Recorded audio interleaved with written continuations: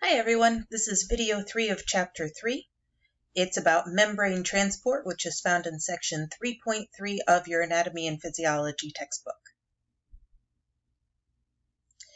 In this section, we're going to be talking about what selective permeability means, how things are transported into and out of the cell through the cell membrane, and talking about osmolarity and tonicity.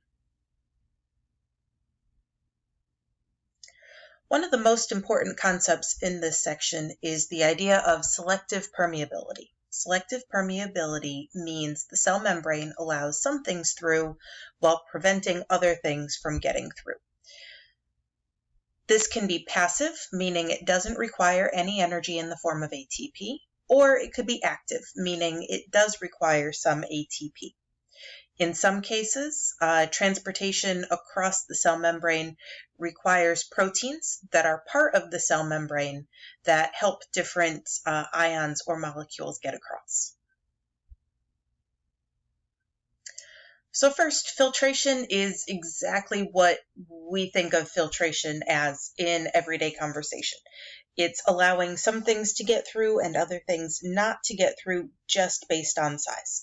This is really important in talking about capillaries and things that can pass through those tiny blood vessels. And it's very important in getting nutrients to tissues and wastes into the blood vessels so they can be transported to the kidneys. So capillaries are actually made of these plate-like structures, and the plate-like structures are not totally fused together. They have different little breaks between them, as you guys can see here, and the different little spaces are called clefts. And the clefts don't allow big things, such as this red blood cell, to get through, but will allow water and some very small solutes to get through.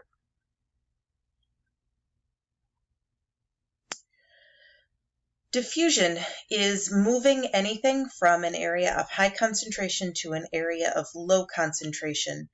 This happens spontaneously without any input of energy. Things diffuse down their concentration gradient, so from where there's a lot of something to where there's less of something. There are some things that can make diffusion happen more quickly. So if we have a high temperature where the particles are moving faster, diffusion will happen faster.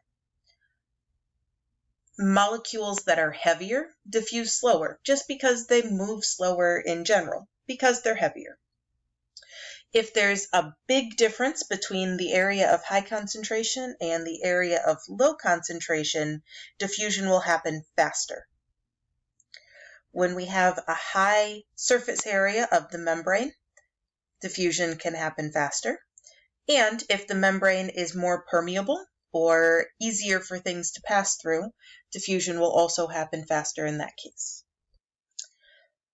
Osmosis is a special case of diffusion. Osmosis is the process of water moving from high concentration to low concentration. So let's look at an example of osmosis. Let's imagine I have a container that is divided into two sides by a semi-permeable membrane. Okay, so I have side A and side B, and on side A, I have only water. I have only these small purple dots. On side B, I also have a solute. It could be a salt, it could be a protein, doesn't really matter what I have on this side. And I also have water. It's an aqueous solution. Okay, so what's going to happen is water is going to move from where there's a high concentration of water to where there's a lower concentration of water. So water moves from high to low. The water can pass through this semi-permeable membrane. Our solute is not able to get through. Okay, so the water can move, the solute cannot move.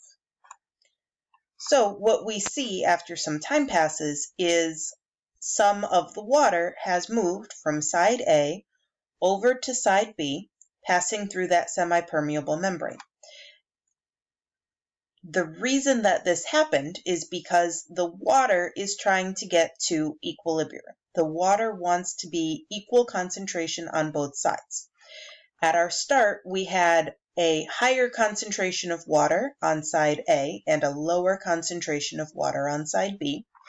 So after equilibrium is achieved, we have an equal concentration of water on side A and side B. And it's really interesting, we actually have a lower water level. Some of that volume of water physically moved over in order to achieve this equilibrium.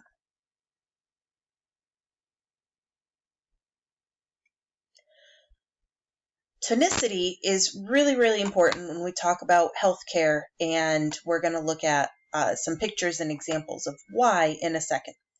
As we talk about tonicity, I want you guys to keep in mind that we have to be really specific with our language here. We would talk about a hypotonic solution and a hypertonic solution.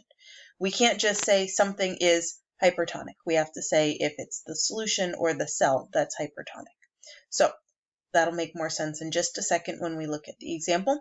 So hypotonic and hypertonic solutions are important, talking about what specific thing has the quality of being hyper or hypotonic. Okay, so let's look at a cell. Our cell, this is a normal human body cell, has 0.9% solutes and 99.1% water inside of the cell. And this is real life numbers. This is what we would typically see in real life. And I am imagining my cell to be very large here, and it's in a beaker of solution. That solution that is surrounding the cell is 3% solute and 97% water. Okay, so we have a series of questions that we need to ask ourselves here. First question, where is there a higher percentage of water? Okay, so in this case, I'm comparing 97% water to 99.1% water. We can see pretty easily that inside of the cell is the higher percentage of water of these two choices. Now, we just talked about water wants to move from high to low in order to achieve equilibrium.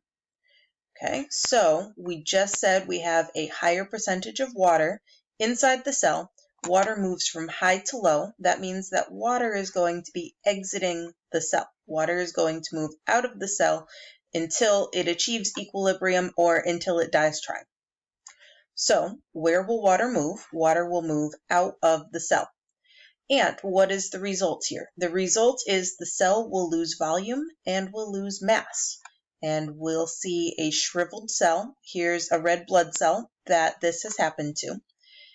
And here's a plant cell that this has happened to. The plant cell with its cell wall can't really lose volume, but it's going to lose mass, and the interior of the cell is going to change. This is an example of an isotonic solution. So my solution here is isotonic.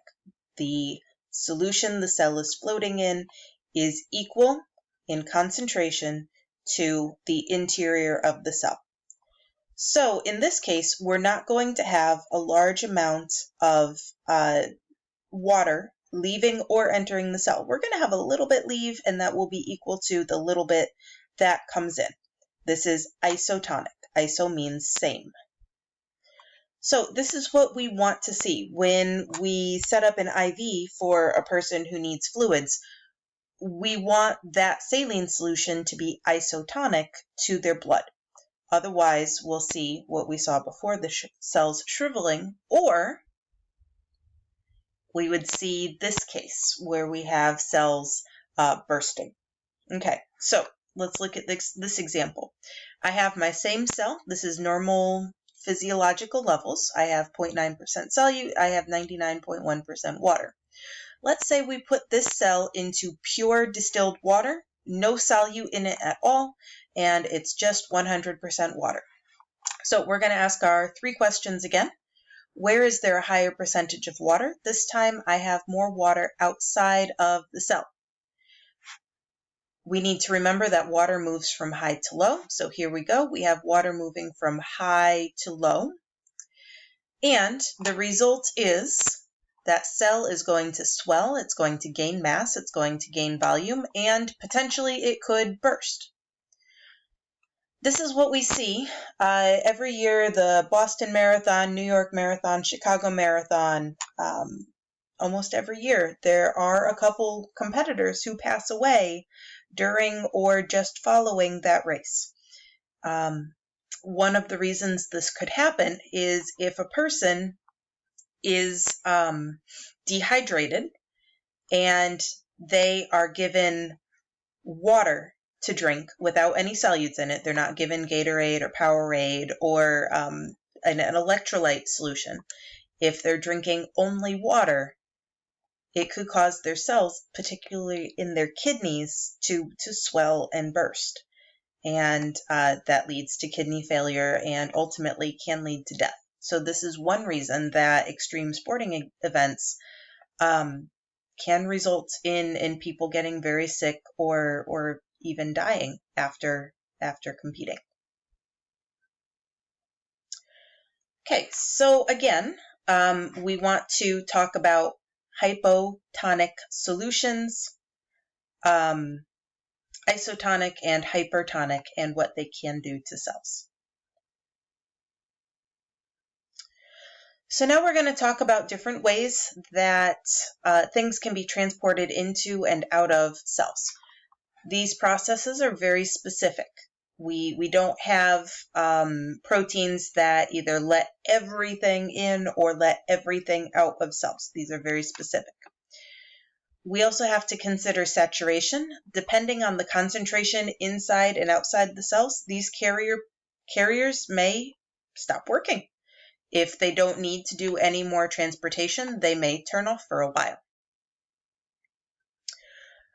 We have three kinds of carriers in general. We have things that carry only one type, things that carry two types in the same direction, and things that can do transportation in both directions simultaneously.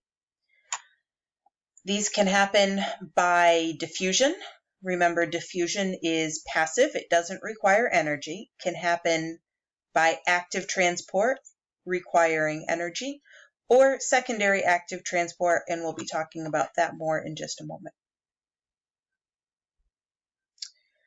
So facilitated diffusion, again, this is passive. Now, I think you've heard me say this 3 or 4 times now. That should be a hint to you that this is something that I think is really important and I would expect to see on your exam. Okay, facilitated diffusion happens without energy. It's passive, does not require ATP.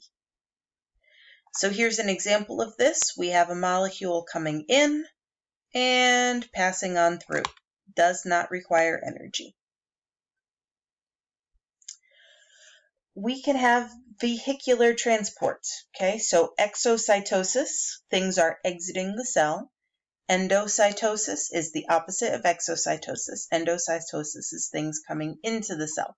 And we have a couple different varieties of this. We have what we call phagocytosis and pinocytosis. The root words here means eating and drinking. So phagocytosis is large particles, and pinocytosis is smaller particles.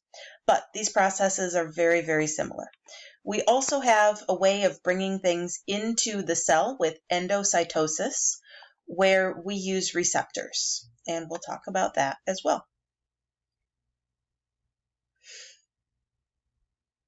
So here is phagocytosis. In phagocytosis, the large particle comes to the cell membrane, and it forms this like pit around that large particle.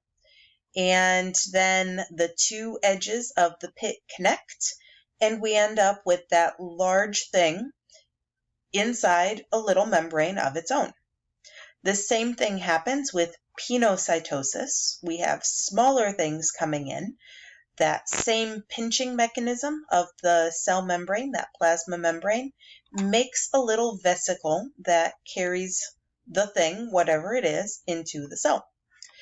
Sometimes we require receptors on the cell surface, and the thing, whatever it is, from outside the cell can only come in if the receptor recognizes it and brings it into the cell.